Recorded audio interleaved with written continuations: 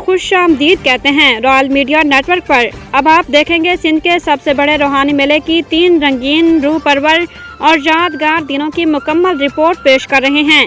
Bureau chief Hamza Ali Mughal seven شریف سے براہ راست۔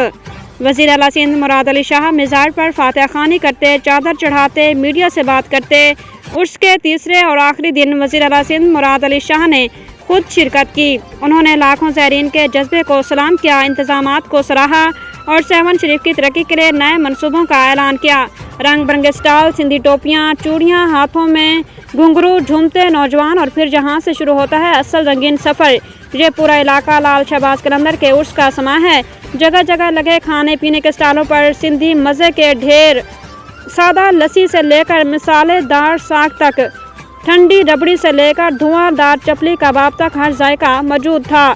دریان میں اٹھتا دھواں، چکھنے والوں کے چہروں پر مسکراہٹ۔ یہ تھا عرس کا وہ ذائقہ جو زائرین کو سال بھر یاد رہے گا۔ نئی فوٹیج شامل رنگین جھولے، بچے جھولوں پر خوشی سے چلاتے، گھومنے والے ڈرامے شو اور بچوں کے ساتھ ساتھ ہر کسی کے لیے یہ میلہ جنت سے کم نہ تھا۔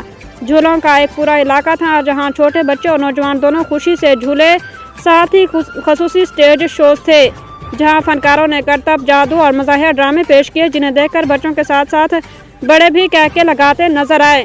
ہر طرف چھوٹے موٹے جھولے بھی تھے، رنگین گیندوں والی بندوقیں، رنگ برنگے اڑنے والے پنکھے اور روایتی کھلونوں کے اسٹال۔ ہر بچے اور خواتین مردوں کے ہاتھوں میں کوئی نہ کوئی کھلونا یا مٹھائی ضرور تھی۔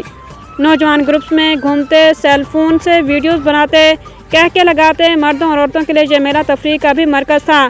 گھومنے، کھانے، تصویریں بنانے اور دوستوں اور خاندان کے ساتھ وقت گزارنے کا بہترین موقع۔